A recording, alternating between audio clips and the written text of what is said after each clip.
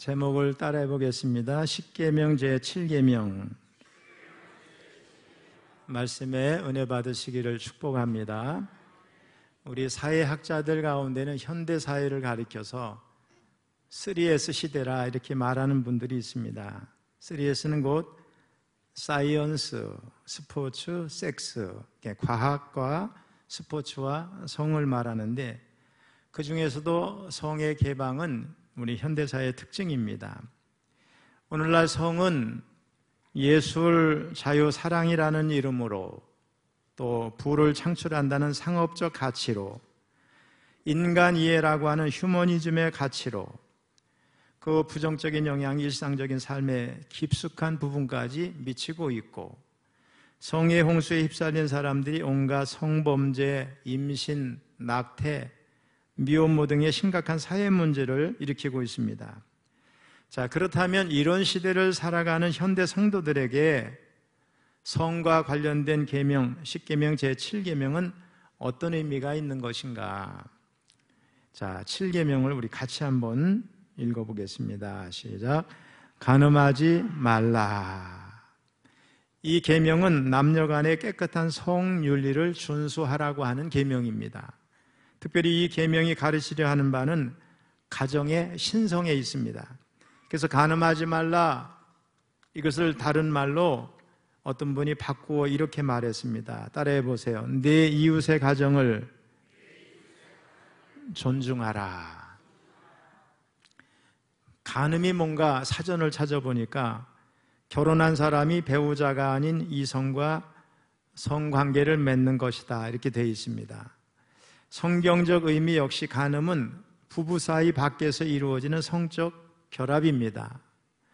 율법적으로는 결혼서약의 위반을 말하는 것이고 하나님께서 직접 창제하신 가정제도를 무너뜨리는 직접적인 원인이 됩니다. 그래서 간음은 사람 사이의 관계 이전에 하나님과의 관계 문제가 되고 영적인 문제입니다. 이것이 간음이라는 용어가 성경에서 우상숭배와 또 하나님께 대한 불신을 가리키는데 비유적으로 자주 사용되는 이유가 되겠습니다. 안타깝게도 오늘날 우리 사회는 더 이상 간통죄를 처벌하지 않습니다. 2015년에 간통죄는 위헌이라고 하는 헌법재판소의 결정이 있었고 2016년 1월 6일 형법 개정에 의해서 정식으로 삭제가 돼서 간통죄는 사라졌습니다. 인권이란 이름으로 죄를 합법화하는 시대가 된 겁니다. 앞으로도 세상은 주님이 말씀하신 계명과 정반대로 갈 겁니다. 왜냐? 이 세상을 불법적으로 다스리는 주관자가 바로 마귀 사탄이기 때문에 그렇습니다. 간통죄를 폐지한 여러 가지 이유가 있겠지만 그 중에서 가장 큰 이유는 개인의 사생활 비밀 자유와 성적 자기결정 권한에 대해서 헌법이 침해할 이유가 없다는 겁니다. 자, 그런데 우리가 여기서 간과해서는 안 되는 사실이 있는데 그것은 대부분의 간통죄는 가정을 가진 사람들이 그 대상이라는 겁니다. 무슨 말이냐? 간통이 개인의 문제이자 가족 구성원들의 문제가 된다는 거예요. 바로 간통은 가족 공동체를 파괴하는 행위입니다. 그렇기 때문에 간통죄는 법으로 더 엄격하게 만들어서 사람들이 이것을 지키도록 그렇게 해야 되는데 조심하게 해야 되는데 간통죄를 폐지해가지고 간통은 죄가 아니라고 하는 인식만 키워놓게 됐습니다. 아무튼 간음은 가족 공동체를 파괴하는 원인을 제공하기 때문에 하나님은 간음을 죄로 규정하고 철저하게 다스리게 했어요. 다시 말하면 하나님께서 죄로 여기신 겁니다. 근데 우리 인간들이 그거 죄가 아니다 이렇게 말하고 있는 겁니다. 신약에서도 예수님은 간음한 여인을 두고 다시는 죄를 짓지 말라면서 간음을 죄로 규정했습니다. 그렇습니다. 간음은 엄연한 죄입니다. 세상에서는 간통죄가 폐지됐어도 성경에서는 그것을 죄라고 분명하게 선언하고 있습니다. 우리는 모든 인류의 멸망 뒤에 성문화의 타락과 함께 가정의 붕괴가 있었다는 사실을 잊지 말아야 합니다. 성경에 나오는 소돔과 고모라를 하나님께서 멸망시키기로 작정하신 이유가 뭘까? 바로 성적인 타락이 극에 달했기 때문에 그렇습니다. 우리 성지순례 때도 가봤지만 폼페이, 또 로마 이런 나라가 멸망되거나 파괴된 것은 다 성적인 타락이었고 수많은 제국이 멸망된 이유도 여기서 크게 벗어나지 않습니다. 가정이 붕괴되면 나라는 자연스럽게 망하게 되어 있습니다. 로마의 몰락도 외세의 겉으로 보면 친익 같은데 내부적으로 보면 성의 문란과 가정의 파괴에서 기인했다는 것입니다. 가정이 파괴된 사회는 자연적으로 몰락하게 되어 있습니다. 그러므로 아무리 시대가 변하고 사상이 변하고 문화가 변해도 하나님의 말씀은 변하지 않는다는 것을 알고 간음하지 말라는 계명을 철저히 준수해야 될 줄로 믿습니다. 이 도덕적인 계명이 무너지면 자신의 가정만이 아니라 상대방의 가정도 무너지고 그렇게 되면 사회가 또 교회가 무너진다고 하는 것을 인식해야 될 줄로 믿습니다. 요즘 우리나라는 동성애를 합법화하려는 자들이 많아지고 동조하는 기독교인들도 있습니다. 여러분, 동성애가 합법화되게 되면 문제가 굉장히 많아요. 우리 지금 미국의 연합감리교회가 동성애 문제로 둘로 나뉘어졌어요, 교단이. 제가 엊그제 또 신문을 보니까 영국 사회가 동성애로 굉장히 후회를 하고 있어요. 유럽 사회가 난리를 피고 있습니다, 여러분. 우리나라 아무것도 모르는 사람들이 자신들이 동성애 합법하고 이런 걸 자꾸 만들어내면 죄책감 안 느끼고 살 수 있으니까 또 교회를 무너뜨리려고 하는 절대 가치를 무너뜨리려는 나쁜 의도로 자꾸 이런 걸 만들어내는 거예요. 그들이 겉으로 주장하는 것은 동성애자들의 인권 침해라는 거예요. 하지만 분명히 알아야 될 것은 동성애는 인권을 말하기 전에 하나님의 법 앞에서 범죄라는 겁니다. 동성애는 간음보다 더 무서운 범죄예요. 더불어서 성전환도 하나님의 섭리에 위반되는 행위라는 걸 우리가 잊지 말아야 되겠습니다. 아무리 세상이 바뀌어서는 안 되는 게 있습니다. 그리고 바뀌어서는 안 될 것이 바뀌면 재앙에 직면한다는 게 성경이 보여주고 있는 역사입니다. 저는 우리 교회 동성애자들이나 성전환자들이 교회에 나오는 것을 반대하지 않습니다. 그러나 동성애를 허용하거나 성전환을 용납하는 것은 잘못이라는 걸 우리가 분명히 알아야 되겠어요. 다시 말하면 동성애자들이나 성전환자들의 그분들의 인격은 우리가 존중하되 그 자체 성전환이 또 동성애가 옳다고 하는 생각은 성서적으로 가지면 안 되겠습니다. 성경은 분명히 음행하는 자, 간음하는 자, 남색하는 자라고 성경이 되어 있어요. 이게 동성애자들이 남자끼리 이런 사람들은 하나님의 나라를 유업으로 받지 못한다고 분명하게 말씀하고 있어요. 우리 고린도전서 6장 9절 10절 읽어보겠습니다. 시작. 불의한 자가 하나님의 나라를 유업으로 받지 못할 줄을 알지 못하느냐. 미혹을 받지 말라. 음행하는 자나 우상숭배하는 자나 간음하는 자나 탐색하는 자나 남색하는 자나 도적이나 탐욕을 부리는 자나 술 취하는 자나 모욕하는 자나 속여 빼앗는 자들은 하나님의 나라를 유업으로 받지 못하리라.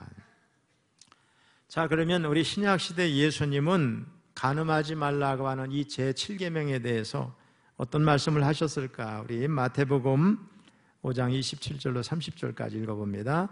또 간음하지 말라 하였다는 것을 너희가 들었으나 나는 너희에게 이르노니 음욕을 품고 여자를 보는 자마다 마음에 이미 간음하였느니라.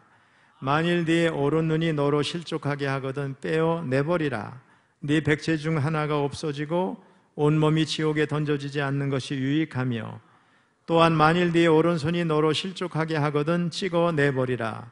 네 백체 중 하나가 없어지고 온몸이 지옥에 던져지지 않는 것이 유익하니라. 여러분, 왜 마음속에만 있는 음욕이 간음일까요? 그것은 간음죄의 원인이 음욕에서 시작이 되기 때문에 그렇습니다. 마치 미움과 분노가 욕심과 결탁을 해서 살인죄를 저지르게 하는 것처럼 음욕이 결국 간음죄로 이어진다는 겁니다. 음욕을 품고 여자를 보는 자, 그 반대도 되겠죠. 음행한 목적으로 이성을 대하는 것입니다. 이런 자들은 눈을 빼버리고 손을 찍어서 내버리라고 말씀하셨는데 이것은 문자적으로 육체의 눈을 빼거나 손을 찍어버려라 이런 뜻이라기보다는 실족하게 하는, 다시 말하면 음욕에 빠지도록 하는 덫이나 함정이나 걸림돌이나 올무, 유혹, 동기부여를 제공한 이런 것들과 철저히 끊어버리고 단절하라, 이런 뜻입니다. 눈을 빼버릴 각오로, 손을 찍어버릴 각오로 단호하고 철저히 간음죄에 대처하라는 겁니다. 그러면 왜 눈과 손인가? 눈은 음욕의 주요 경로가 되고 손은 간음의 주요 수단이 되기 때문에 그렇습니다. 예수님은 마태복음 15장 19절에서 악한 생각, 살인, 도둑질, 거짓 증거, 비방 이런 것과 더불어서 간음과 음란을 더러운 죄로 규정을 하셨습니다. 결혼을 귀히 여기지 않고 침소를 더럽힌 음행과 간음하는 자들을 심판하시겠다고 히브리서 기자는 말씀했어요. 구약에서는 심지어 간부와 음부를 죽이라고까지 말씀했어요. 성경은 여기서 끝나는 게 아니에요. 이미 말씀드린 대로 음행하는 자, 간음하는 자는 하나님 나라를 유업으로 받지 못하고 요한계시록에 보면 불과 유황으로 타는 지옥으로 던져진다, 이렇게 말씀하고 있어요. 간음죄의 문제는 단순히 죄를 지은 당사자로 끝나는 게 아니죠. 그 예를 우리가 다윗 왕에게서 볼 수가 있습니다. 다윗은 암몬과의 전쟁에 부하들을 다 내보내고 아마 잠을 실컷 잤는지 어쨌든 저녁 때쯤 잠에서 일어나가지고 왕궁 옥상을 거닐다가 한 여인이 목욕하는 모습을 봅니다. 다윗은 그 순간 음욕이 생겼어요. 우리 사무엘하 11장 2절 같이 읽어봅니다. 시작. 저녁 때 다윗이 그의 침상에서 일어나 왕궁 옥상에서 거닐다가 그곳에서 보니 한 여인이 목욕을 하는데 심히 아름다워 보이는지라. 이 음욕의 지배를 받자 다윗은 사람을 보내서 그 여인이 누군지를 알아보게 한 다음에 결국은 데려다가 음행을 하게 됩니다. 다윗은 이 음행을 숨기기 위해서 전쟁터에 나아가 있는 이 밧세바의 충실한 남편 우리아를 불러서 특별 휴가를 줍니다. 그런데 우리아가 집으로 돌아가지 않고 왕궁문에서 잤습니다. 전쟁터에서 다들 고생하고 있는데 두 다리 뻗고 집에 가서 잘 수 없다는 거죠. 애가 탄 다윗은 결국 이 충직한 우리아를 죽이기로 결심을 하고 총사령관 요압에게 우리아 편으로 밀서를 보냅니다. 자, 사무엘하 11장 15절 같이 읽습니다. 시작.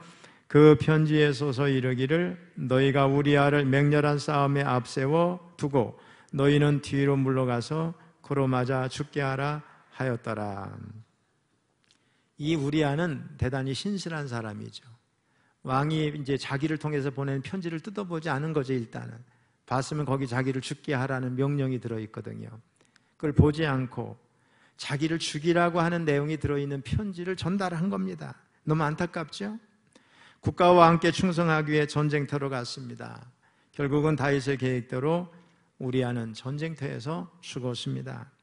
그러자 곧바로 그의 아내 밧세바를 데려다가 자기 아내로 삼았습니다. 그리고 임신한 아기를 낳았어요. 감쪽 같은 완벽한 범죄죠. 우리아만 불쌍한 것 같아요. 근데 여기서 끝난 것이냐? 그렇지가 않아요. 하나님은 그것을 다 지켜보고 계셨다는 거예요. 우리 사무엘하 11장 27절 읽어봅니다. 시작. 그 장례를 마침에 다윗이 사람을 보내 그를 왕궁으로 데려오니 그가 그의 아내가 되어 그에게 아들을 낳으니라. 다윗이 행한 그 일이 여호와 보시기에 악하였더라. 여기 장례는 그의 남편이 죽은 다음에 바로 데려온 거죠. 결국 나단 선지자를 보내서 죄를 실토하게 했습니다. 근데 이거로 끝나는 게 아니에요. 간음죄로 밧세바사에서 태어난 그 첫 번째 아기는 결국 죽었습니다. 또 칼이 다윗의 집에서 영원토록 떠나지 않고 다윗의 눈앞에서 그의 아내를 빼앗아 그의 이웃들에게 주고 그 사람들이 다윗의 아내들과 더불어 백주에 동침한다 예언하는데 그것이 그대로 이루어지죠. 실제로 이런 음욕이 자식들에게 대물림이 돼서 다윗의 아들 암논이 배다른 여동생 다말, 다윗의 딸이죠. 강간을 합니다. 그리고 다말의 친오빠 압살롬은 결국 암논을 배다른 형을 살해하게 됩니다. 한번 생각해 보세요. 자기 자녀들 가운데 강간 사건, 그 다음에 살해하는 사건이 일어난 겁니다. 이 일로 다윗과 아들 압살롬의 관계는 다 깨져버리고 반란이 시작이 됐어요. 반란을 일으킨 압살롬은 대낮에 다윗과 이스라엘이 보는 앞에서 다윗의 아내들과 더불어 동침하는 거 예언대로 그대로 합니다. 옛날에는 새롭게 이렇게 쿠데타를 일으킨 사람이 전 왕의 이렇게 첩들이나 후궁들을 범하면 자기가 권력을 잡은 것 같은 그런 상징적인 행위였다는 거예요. 다윗은 피눈물을 흘려야 됐습니다. 음력으로 인해서 충성스러운 부하 우리아를 죽인 결과 음란이 대물림되고 칼이 다윗의 집에서 떠나지 않는 결과를 만들었습니다. 여러분 가정을 가만히 보시면은요, 그 부모가 되게 음행하고 음란한 사람은 자녀들 중에 영향을 받는 경우가 많이 있습니다, 여러분. 다윗은 이 죄를 지어가지고 얼마나 고통스러웠는지 선지자의 지적을 받고 침상에서 눈물을 엄청나게 흘렸죠. 침상이 이렇게 눈물에 뜰 정도로 흘렸다고 시편 기자는 표현을 하고 있어요. 자, 그러면 우리가 간음죄를 피하려면 어떻게 해야 될까? 여러 가지 방안이 있으리라고 생각해요. 시간상 제가 3가지만 말씀을 드리려고 합니다. 첫째가 뭐냐? 한번 따라요. 피하고 도망쳐라. 자, 간음죄를 짓지 않으려면 일단 그 자리를 피해야 됩니다. 그런 자리에서 멀리 도망을 쳐야 되는데 피하다를 헬라어로 퓨고 이런 말을 써요. 도망을 치다, 떠나다, 사라지다 이런 뜻이에요. 즉 음행의 유혹에 넘어가시는 모든 상황에서 떠나라는 거예요. 자, 오늘날 성도들뿐만이 아니라 목회자들까지 성문제로 무너지는 걸 여러분 볼 수가 있어요. 이제 우리 한국사 여러분은 잘 모르시는지 모르지만 우리 전병옥 목사라고 통합측 목사예요. 합동측 목사인데 우리 숙대 그 근처에서 3.1교회라고요. 젊은이들이 거의 10,000명 정도 모이던 대단한 역사를 이루는 또 그의 책이 다 베스트셀러가 되는 그런 목사님이 있었어요. 제가 대만에 갔다가 그분하고 만나가지고 공항에서 식사도 같이 한 적이 있어요. 근데 결국은 이 사건으로 성적인 문제로 그 교회를 사임하게 되고 지금은 홍대 앞에 무슨 홍대 새교회라는 거를 해서 목회를 하고 있어요. 한국 교회 난리가 났죠. 지금까지도 부끄러운 역사예요. 그 다음에 데이비드 차 목사라고 해서 하나님 나라 군대 선교회 감선교회라고 저도 그분의 설교를 저 집사람이 자주 듣길래 몇 번 들어봤거든요. 최근에 또 여자 문제로 문제가 돼서 그 선교회 회장이 다 사임을 하고 많은 사람에게 충격을 주었어요. 또 어제는 얘기하다 보니까 저희 사위가 통합측 목사잖아요. 통합측의 현직 최고 총회장이 지금 여자 문제가 돼서 제가 인터넷 쳐보니까 그렇더라고요. 왜 이렇게 목회자들까지도 성문제로 무너지고 있는가? 이유는 음란의 영을 너무 우습게 보고 자신은 믿음이 있기 때문에 영적이기 때문에 음란의 시험에 넘어지지 않을 거라고 과신하기 때문에 그렇습니다. 그러다 보니 유혹에 넘어가시는 자리를 피하지 않고 방심하다가 사탄이 쳐놓은 죽음의 그늘에 걸려드는 거예요. 여러분, 저는 늘 주변 사람들한테 그런 얘기를 잘 하는데 다른 건 조금 실수하고 죄를 지을 수 있어요. 우리가 의도한 건 아닌데 그런 경우는 또 가벼운 처벌이거나 또 시간이 지나면 잊혀지는데 사람이요 이 음행의 죄를 짓게 되면 완전히 추락해요. 그 사람이 이제까지 쌓아놓은 모든 기반이 무너지는 거예요. 신뢰가 무너지는 거예요.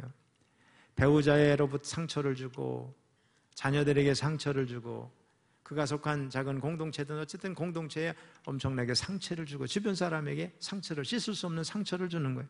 그냥 그거로 요새 표현을 하면 훅 가버리는 거예요. 여러분 죄질 생각을 하지 말아야 돼요. 지금 CCTV가 다 있어요. 도둑질 하지 말고 거짓말 하지 말고 최근에 우리 유명한 가수 하나가 그랬잖아요. 정직해야 되는 거잖아요. 그죠?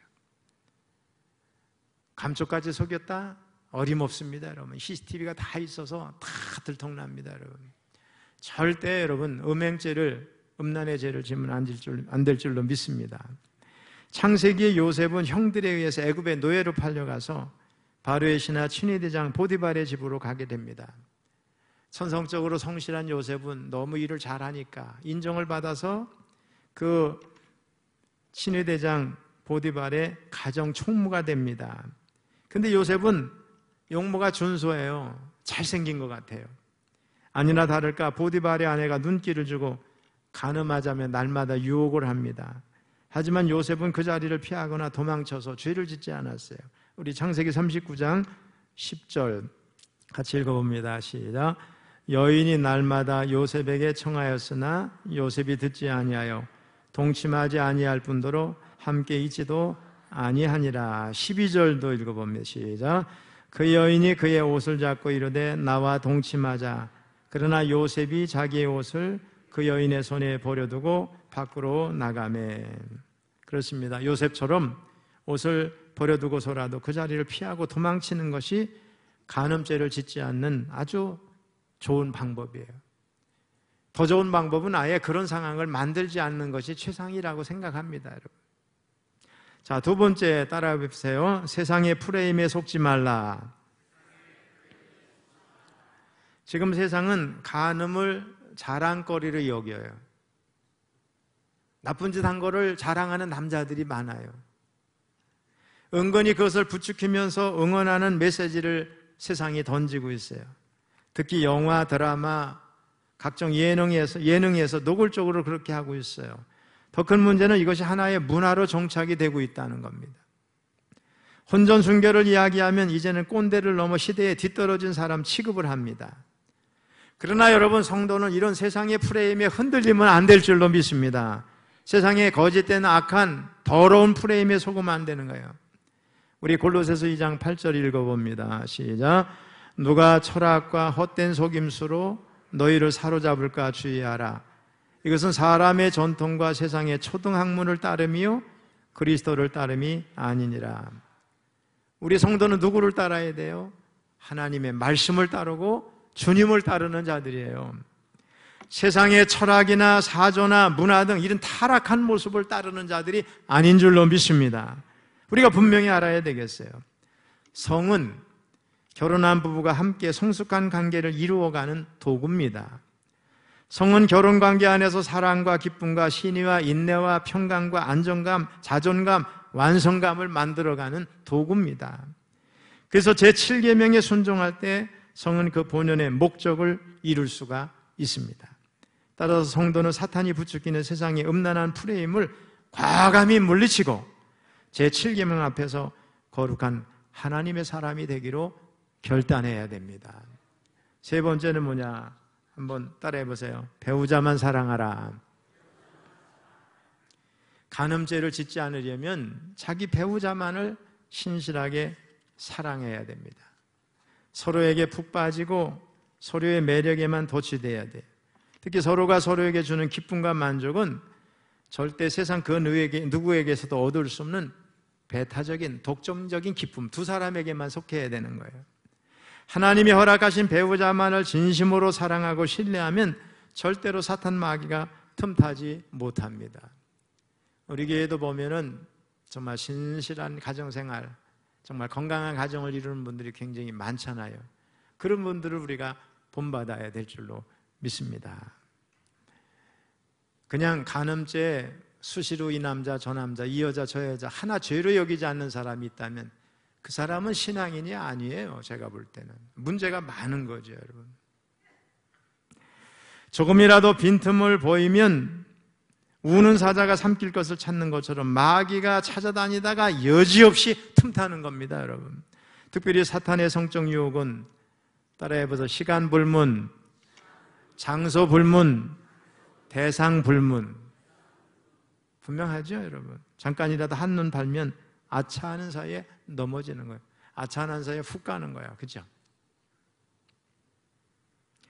자, 여기서 우리가 참고로 알아야 될 게 하나가 있어요. 그것은 성욕과 음욕은 명확히 구분돼야 된다는 거예요. 성욕이 곧 음욕이 아닙니다. 성적 욕구는 너무나 자연스러운 것이고 성욕은 하나님의 선물입니다. 아주 중요한 이야기죠. 이 세상에서 가장 강력한 힘을 가진 것이 성욕인데 이 성욕과 성적 관계를 통해서 생명이 탄생되도록 하나님이 만드셨어요. 다시 말해서 성과 성욕은 생명이 잉태되는 유일한 통로입니다. 이것은 동식물을 다 망라하죠. 혹등고래는 1년에 한 번 북극에서 헤엄을 쳐서 실내 앞바다까지 수만 킬로를 이동해요. 그 이유는 짝짓기에서 생명을 낳기 위해서 그래요. 이런 성적 욕구가 없다면, 하나님께서 이 동식물에게 이런 욕구를 주시지 않았다면 이 지구상의 모든 동식물은 그냥 사라지고 마는 거죠. 그래서 성적 욕구는 하나님의 선물로 받아들여야 되고, 성욕을 느낀다고 해서 죄책감을 느낄 필요는 없습니다. 그것이 죄가 아니기 때문에 그래요. 이미 결혼한 사람도 아름다운 여자, 잘생긴 남자를 보고 매력을 느낄 수 있어요. 이건 역시 죄가 아니고 자연스러운 거예요. 하지만 음욕은 차원이 달라요. 음욕은 성적인 욕구 충족 그 자체가 삶의 목표가 되는 거예요.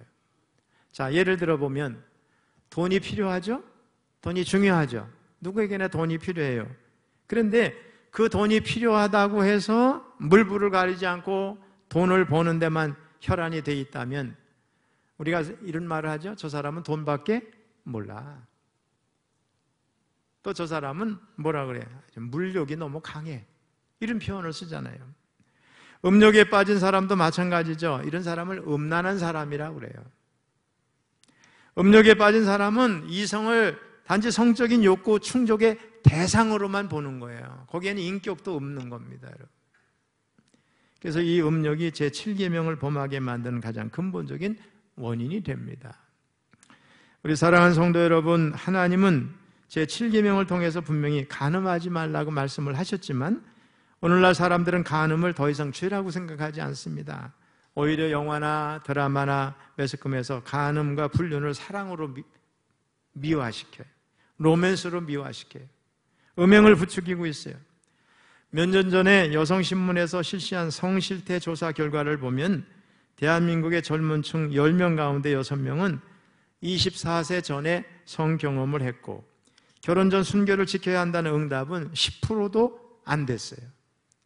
이런 음란하고 타락한 세상에서 살다 보니까 순결을 소중하게 여기기는커녕 오히려 순결을 지키는 사람이 바보 취급을 당하는 세상이 됐고, 여러분 우리 교인 중에는 그런 사람이 없죠. 포천에 가면 있을 것 같아요. 서울에 중년 여자들 가운데 애인 없는 사람은 장애인이다, 이런 기막힌 소리가 회자되고 있는 현실에 이르렀습니다. 그러나 성도는 달라야 될 줄로 믿습니다. 간음하지 말라는 계명을 반드시 지켜야 하는 무거운 계명으로 받아들여야 됩니다. 여러분, 남남으로 살던 남녀가 결혼을 하게 되면 성적인 경험적 관계를 통해서 서로를 알게 돼요. 이게 구약 성경에서 히브리어로 야다, 이 말은 경험적인 알을 의미하는 거예요. 상대방에 대해서 직접적인 관계를 통해서 알게 됩니다. 그런데 이런 직접적인 관계를 통해서 알게 되는 것은 부부에게만 한정되는 거지 다른 사람들과 공유하면 안 되고, 부부가 아닌 남녀가 직접적인 경험을 통해서 알게 된다, 이것을 간음이라고 말하는 거예요. 혼인에는 배타성이 존재합니다. 혼인은 부부만의 비밀입니다. 그 비밀을 타인과 공유할 수가 없어요. 혼인에는 배타성, 순결성, 거룩성, 일관성이 필요한 거예요. 특별히 간음하지 말라는 말씀은 사회법인 동시에 믿음의 법입니다. 그래서 하나님은 이방을 섬기는 이스라엘을 비유해서 간음한 여인으로 묘사하고 있어요. 하나님을 떠나 세상을 향하는 인생들을 간음한 사람으로 비유합니다. 그렇습니다. 간음하지 말라는 말씀은 가정과 사회를 지키는 법이면서 동시에 하나님과의 관계를 순결하게 유지시키는 법입니다. 그러므로 우리 철원교회 성도님들은 간음죄를 짓게 하는 현장에서 어떻게 해요? 도망치시기 바랍니다. 그 자리를 피하시기 바랍니다. 간음을 부추기는 세상의 거짓된 프레임을 과감히 물리쳐야 됩니다. 여러분, 마지막으로 어떻게 해요? 하나님이 짝지어 주신 배우자만 사랑해야 돼요. 배우자에게만 충실해야 돼요. 그래서 행복한 가정을 이루면은 죄를 지을 일도 없고, 가정 행복하고 그 가정이 복을 받아서 대대손손 믿음의 가정으로 정말 자녀들이 번창하고 복된 가정을 이룰 줄로 믿습니다. 그런 여러분들 다 되시기를 주님의 이름으로 축원합니다.